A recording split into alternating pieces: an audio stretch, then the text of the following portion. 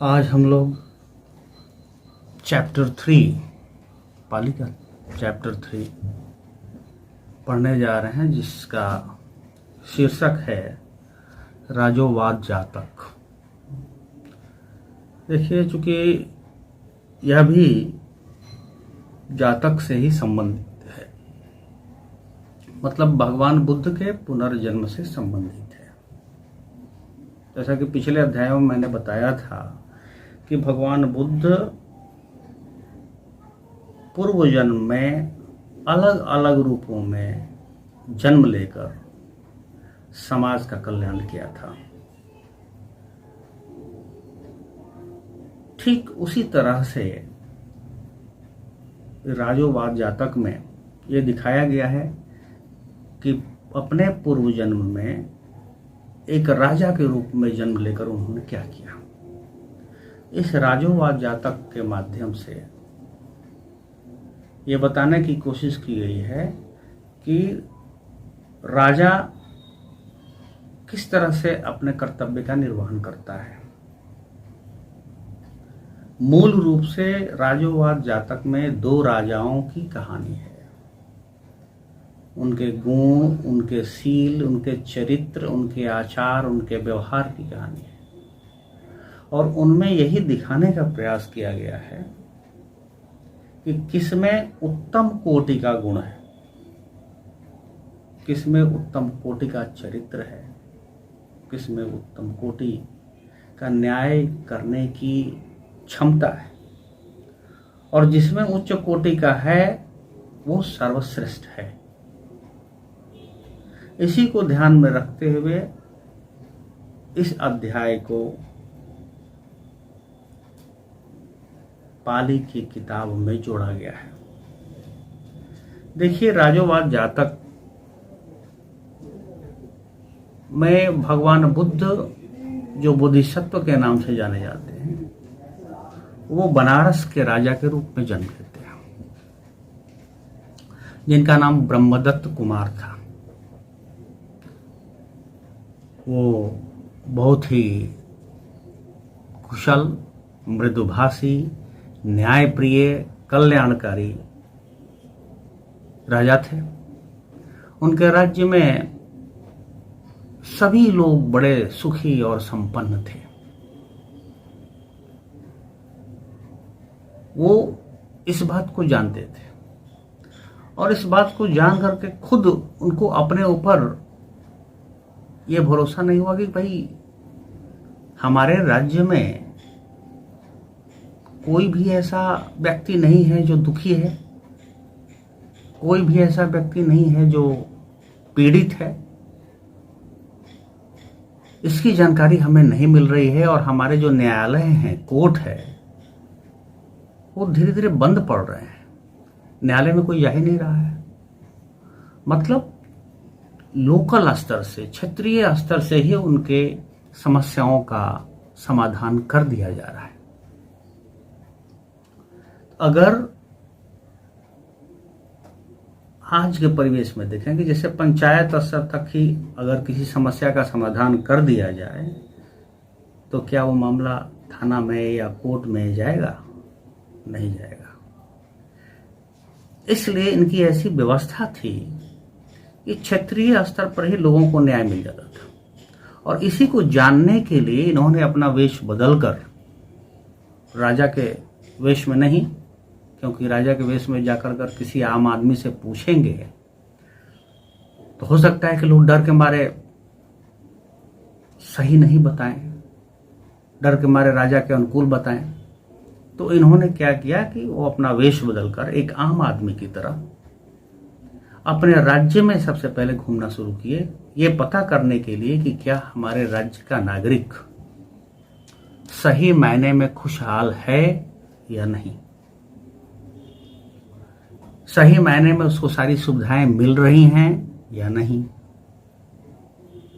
इन बातों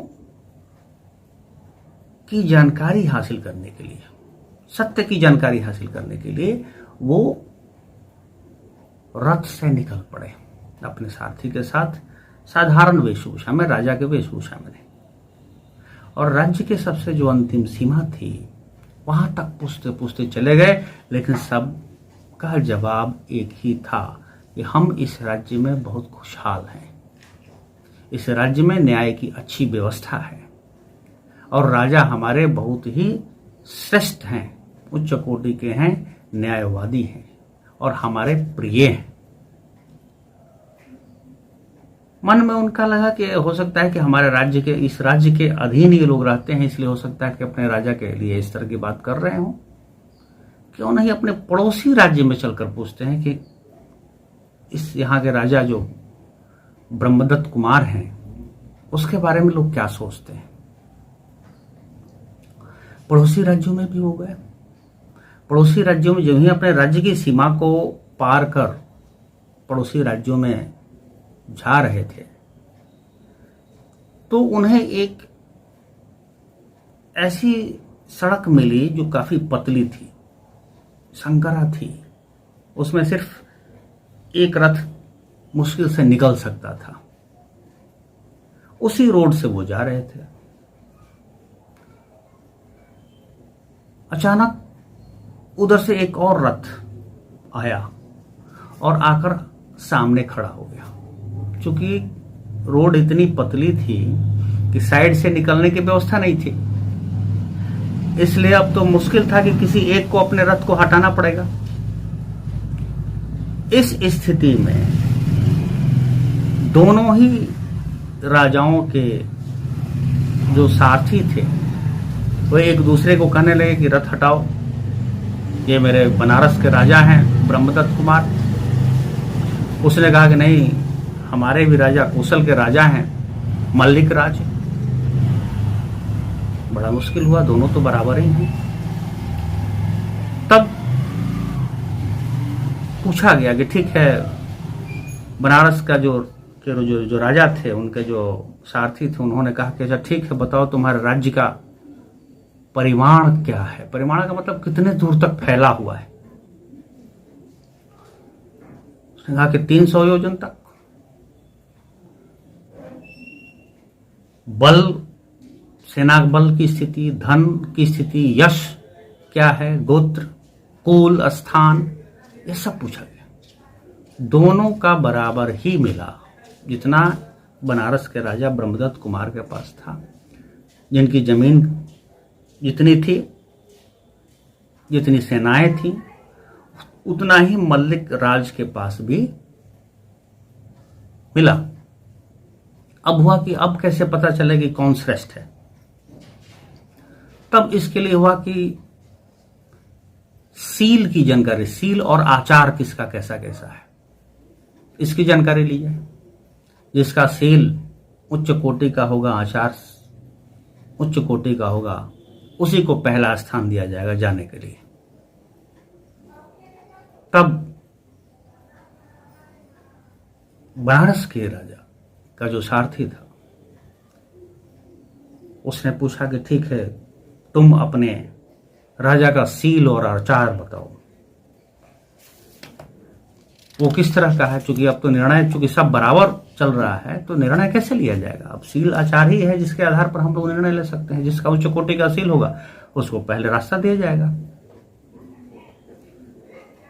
तब उसने कहा कि गाथा में कहा है, जिसका हिंदी अनुवाद में कर रहा हूं, कि मेरे राजा जो हैं वो दृढ़ को दृढ़ से, मतलब जो कठोर है उसको कठोरता से दबा देते हैं, मृदु को मृदुता से दबाते हैं, कोमल है, नरम है, उसको मृदुता से ही दबाते हैं, साधु को साधुता से ही दबाते हैं और असाधु को असाधुता से दबाते हैं।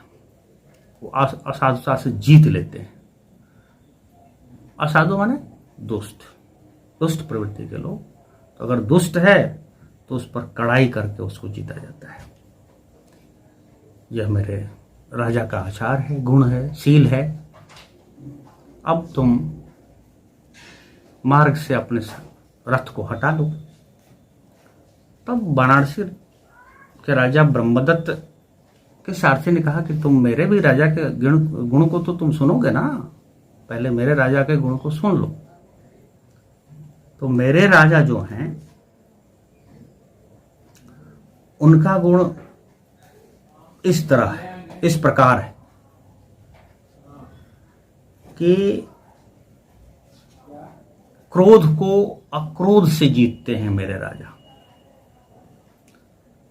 असाधु को साधुता से जीतते हैं, कंजूस को दान देकर जीतते हैं, मिथ्यावादी मतलब असत्य को सत्य से जीतते हैं। यह मेरे राजा का गुण है और आचार है। इसे सुनने के बाद कौशल राज मल्लिक, कौशल के राजा जो हैं मल्लिक राज, वो रथ से उतर जाते हैं। रथ से उतरकर अपने घोड़े को कहते हैं कि खोलो और रथ को हटाओ। बनारस के जो राजा हैं उनको जाकर प्रणाम करते हैं और कहते हैं कि आपका गुण, आपका आचार, आपका शील हमसे उत्तम कोटि का है, मुझसे उच्च कोटि का है, इसलिए हे महाराज आप हमसे श्रेष्ठ हैं और आप पहले जाएं, आपके लिए मैं रास्ता छोड़ता हूं।